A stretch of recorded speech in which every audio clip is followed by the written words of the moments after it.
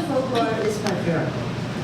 And I think that's what I find interesting in it. I find it interesting to explore why we think the way we think about our roles as people of different genders. I think that a lot of writing in general should be an exploration of why we think the way we think. So that tends to be why I obsess on that kind of thing. I hope a lot of the work I do has been called feminist retellings of mythology and folklore. I don't argue with that. I think it's a good thing. I think not every woman, I think every human should be a feminist. Given that feminism isn't this horrible thing people see it as, but it's just the radical notion that we should all be estimated as people, as individuals, rather than by gender, or who you choose to sleep with. So, mythology, I think, is linked a lot to how we shape as a people and how we come to think, how we look at not just gender, but things like race, our outlook at manners and culture and how we behave, how we present, how we address ourselves. That interesting thing about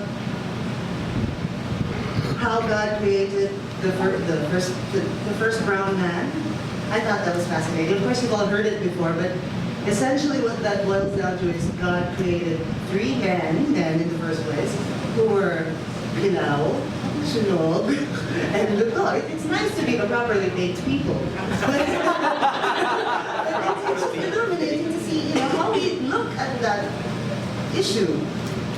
And when we go into revision, I think we explore how we thought and how we are learning to think, which can and perhaps should be different things. I also wanted to talk about Frozen, because you're right, it's based on the Snow Queen, and it's a very different story from the Snow Queen, clearly. What's interesting, though, I think, is that it kept the crux of that, which is it is one of the very few fairy tales, and probably the first Disney movie where a man didn't have to save the day. So that's what was important to me there. It was not exactly a retelling, but a revisiting. So the difference between a retelling is that you're just going over the story and perhaps putting it in a modern context and adding modern details. Whereas a revisiting is you look at the story again and perhaps you find a fresh perspective or a new way to express an idea that was hidden in there. And that is what I like to do. The contention that maybe we need to have an ethical viewpoint about certain cultures or cultural groups, what's the word I'm looking for, owned stories.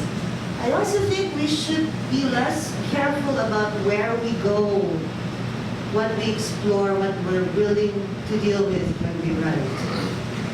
I don't think, especially if you look at it, the white people, they write about Japanese people, they write about black people, they write about Indian people, they don't let that stop them.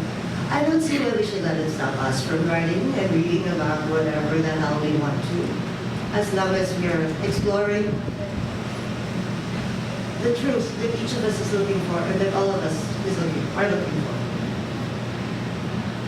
And that's all I have to say. Thanks.